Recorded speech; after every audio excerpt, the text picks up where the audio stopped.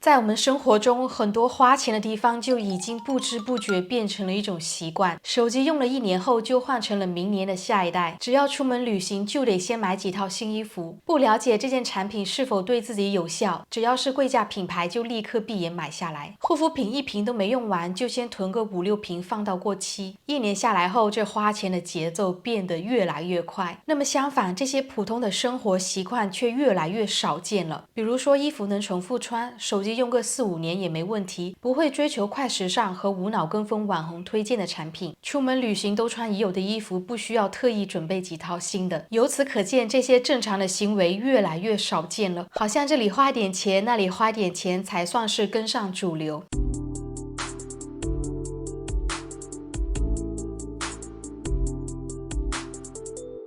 先来说下衣服的更新换代，可谓是跟扔垃圾一样那么快。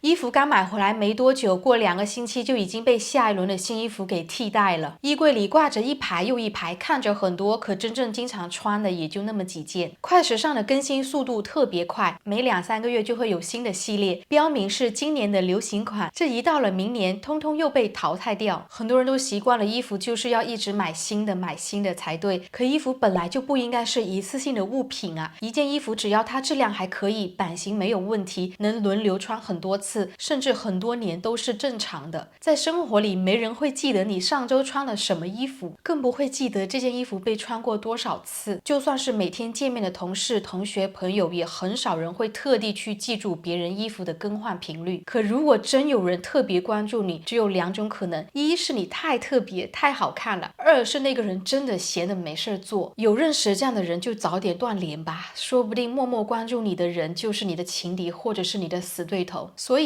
请不要再给自己增加压力，总觉得这些衣服是不是穿的太多次，可是能被反复穿，说明这衣服是真的好穿耐穿，反而买回来只穿不到5次就被你塞到衣柜里，才是浪费钱的行为。接下来要说一下手机，每一代的发布会上讲很多新的升级，相机变得更强，处理器更快，屏幕更大，加上很多的开箱视频、对比测评、体验分享，就会铺满整个首页。很多人并不是主动想换手机，更多的是被动消费，看到身边的朋友、同事都开始换了新的型号，还会吹捧这新手机用起来就是不一样。听多了之后，人的心里难免会开始对比，加上很多运营商和平台不断推出换新计划和分期方案，把换手机的这件事情变成了只要你每个月分期多付那么一点点钱，轻轻松松就把新手机带回家，所以才会认为换一次手机没有压力。一部手机在正常使用的情况下用4到5年完全没问题，只要电池状态还可以，系统也能正常运作，它就可以继续用。像我现在用的 iPhone 15 Pro Max 到现在已经快3年了，拍照、导航、发信息、看视频都很正常。就算它相机像素已经比不过新的一代，对我来说日常并无影响，因为再新的功能都会随着时间变成下一代眼里的旧配置。如果你每次都抓着这些小细节去换新手机，这是永远都更新不完的。与其每年都在换新的型号，不如把手机当成一个使用的工具，用到它真的不太好用了再考虑更换。可如果你是土豪，有钱每年换新也不嫌麻烦，请继续。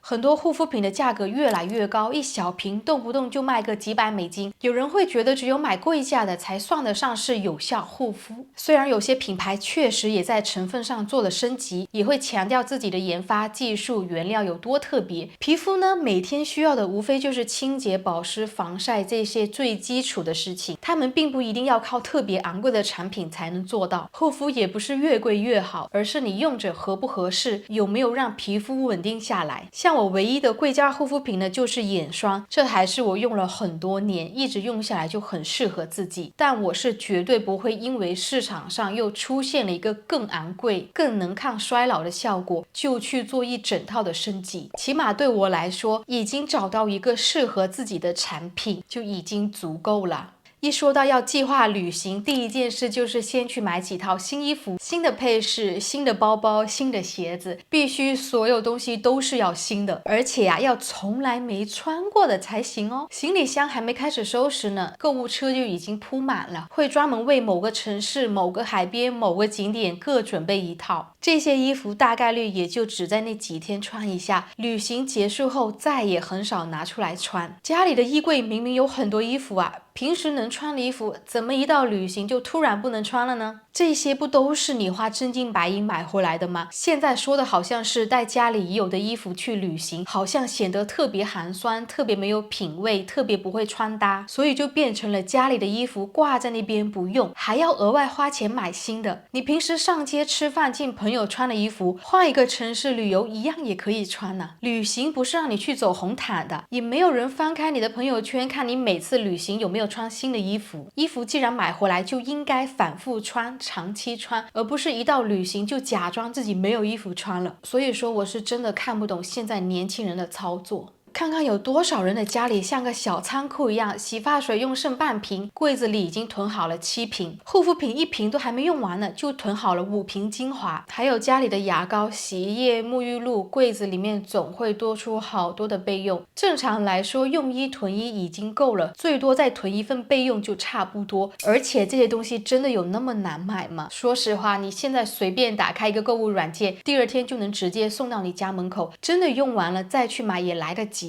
很多东西提前买回来都只能占据空间，东西用不完不说，等你真的打开用了还过了保质期。还有你这提前买那么多囤货回来，说不定哪天打折，直播间有新的活动，价格可能比你当初买的时候还要低。所以说最简单的做法就是家里有1份在用，再备1到2份就够了。你别一边说家里东西太多，一边又继续囤货，净给自己找麻烦事儿。如果你是买了囤货之后确定自己不会再去更换品牌，不会看到优惠的时候又再去买新的，那么正常数量的囤货是很合理的。可如果你对自己心里没一点逼数，家里有那么多囤货之后还控制不住手，想要尝试新的品牌，买了很多新的东西回来，那么我真的劝你不要买那么多的囤货。如果你知道自己的新鲜感很快就过了，那么从一开始就不应该买太多，买1到2份，最多买3份就够了。看到网红推荐的东西，我们几乎是照单全收。今天这个博主说好用就跟着买了，明天另外一个博主推荐新款又再买一次。视频里看起来很方便的东西放到自己家里不一定用得上啊。有些厨房工具设计的很神奇，但你1年可能就用2、3次，产品在打光和滤镜下都很完美，你买回家发现后根本就不是那回事儿，然后就开始在评论区说这个博主推荐的不靠谱不好用。可说到底，别人只是分享自己在用什么呀，并没有逼你一定要买它。你如果每次看到别人推荐就跟着瞎买，只能怪你自己大脑没有装个过滤器，别人说什么你就相信什么了。不跟风买这些网红推荐的产品才是最正常的行为。当别人说某个东西好用，并不代表你就必须跟着买呀。再来说最后一点，兴趣爱好。有人会开始给自己安排非常多的项目，例如滑雪、打网球、摄影、骑行、潜水、瑜伽、陶艺，这一样样的加进去，让生活看起来丰富多彩。这很多的兴趣爱好呢，都要花不少的钱。对于初学者来说，你要找教练、报课，滑雪要买装备，露营要买帐篷和一堆户外用品，摄影要买相机和镜头。有些东西吧，一开始觉得很新鲜，过了一段时间后就发现自己其实没有那么大的兴趣。有些项目呢需要花很多时间去练习，当你的生活忙起来之后，兴趣爱好也就自然变成了优先级最低的事情。生活里能有1、2个自己愿意并且长期做的事情就已经很好了。这兴趣太多，花的钱也会越来越多，少一点项目反而更容易让你坚持下去。好了，这个就是以上今天所有内容。如果你认为今天这视频对你有启发，或者是帮你省到钱了，不要忘记关注和点赞，是对我频道最大的支持，也是对小陈本人最大的鼓励和动力。那我们下周视频再见吧，拜拜。